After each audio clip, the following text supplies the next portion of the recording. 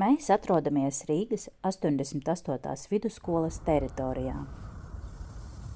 Bieži domāju, vai tāda ir mūsu bērnu gaišā nākotne.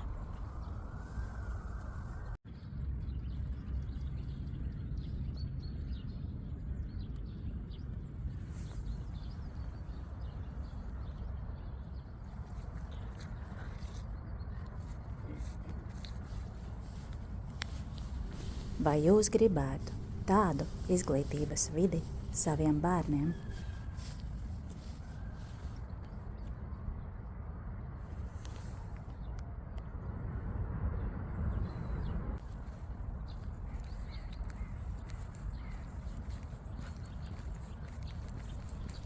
Vai tomēr Latvijas bērni ir cienīti labāku nākotni kā šī?